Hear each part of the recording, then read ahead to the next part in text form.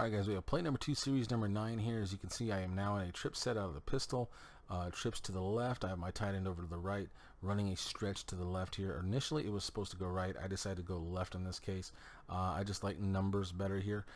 With the stretch, you're trying to get to the outside here or possibly cut back because it is zone blocking up front. So basically it means each of my guys is going to reach over a man to their play side, in this case being the left. So we should get blocking, something to this effect, him working next level or him working next level, him working here, him going here, and then him working there. So we should get something to that effect now, and hopefully we get this guy hooked, and then I have these guys blocked here. So, and then I'll make the decision whether I want to cut back inside, break it outside, just do whatever I have to do, turn it up in here, wherever. So we'll have to go through this and see what happens. I decided to go left. I just thought numbers wise it was just a little bit better. Really it's kind of the same mismatch either way. If I went, well, actually it's not. Honestly, I probably should have went right, looking at it now, looking at the numbers, because we do have 1, 2, 3, and I have my 3 linemen. So really I did have numbers to this side. I went left. I don't know, I just felt a little bit better about it because this outside backer here, I felt like I would have a little cut back lane up in here. And we'll see. Go ahead and run through it and see what happens. As you can see though, I do have a mismatch here where it's 3 on 2. So obviously I numbers wise chose the wrong way, but that doesn't mean you can't have success. And sometimes you go with your gut, and in this case I went with my gut, and it seems to have worked out when you see the result here. So you can see right there, we get the nice push off right there. We get a good combo block there on the nose. Yeah, we get a great combo block on the nose there. This linebacker overruns it, thinking I'm going to be bouncing out here, which is fine. Moment I see him going there, and then I see this right here where his butt is basically to the inside, forcing his guy out. And then obviously you can see that double team in here. Now I know I want to either cut straight up in here, or try to even cut back through here. Although if I do that, now I give this guy free roam with nobody to block, whereas here I've got 2 guys, one of them can work their way off to block next level. So boom, as you can see, I get that nice combination there where Travis Frederick does move off of the block. Martin takes it over, and he picks up that linebacker. I'm able to get myself a very nice play here, about 7 to 8 yards, or actually not that quite that much, 6 yards. Still a great play for me. So I'll take that, and that's a 2-point play success plus doing my job. And we'll see you for the next play, guys. Ladies and gents, we have play number 3 here out of series number 9. 17 seconds left in the third quarter. Ball on his 13-yard line now with the second and 4, excuse me, after the 6-yard run. So as you can see here, I am in a trips Y set to the right, still in the pistol. I have Des Bryant over here, my X to the left. I'm running a stretch again.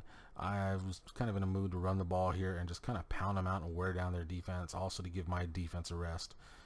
In this case, I'm running the stretch to the right here, where I do have numbers, as you can see. So basically we have 1, 2, 3 linemen to block, 1, 2, 3. He's in the box, so that makes it a little dangerous, but with him here, he can at least get a piece of him. It should help me to bounce out. If I go left in this case, I have 1, 2, 3 guys to beat with my 2 guys. And as you saw the last play, you can beat that sometimes. In this case, I didn't like it, mainly because each of these guys is on the line of scrimmage, plus you have the nose tackle here as well, and I just did not like that as far as him being able to contain it, and these guys just staying in their lanes and making an easy tackle. So in this case, I go right, where, like I said, I have the even numbers at least, and we'll see what happens. Let's go ahead and run through it. And like I've said before with the stretch, each guy here is going to reach over one man to their right. He may stay on. We'll have to look and see. Usually they're going to even stretch out all the way across, reach all the way across to the far man. But let's run through it, see what happens, and then we'll discuss. Alright, so as you can see, he actually does lock on to hit the guy in front of him. And same thing with this guy here. And what we're getting here is a nice push already. You can see these guys seal that off. And look at this, they're getting good push right off the bat, to where I'm getting a nice lane here. Plus, I have this here, although I like it less so, because as you can see right here, his butt's inside, meaning this guy has outside leverage to be able to work his way outside and make the tackle. So, and I only need 4 yards for a first down. That's my thought process. So as we see here, boom, I take it out just a tad. So as you can see, 1, 2, and then I'm I'm cutting back inside.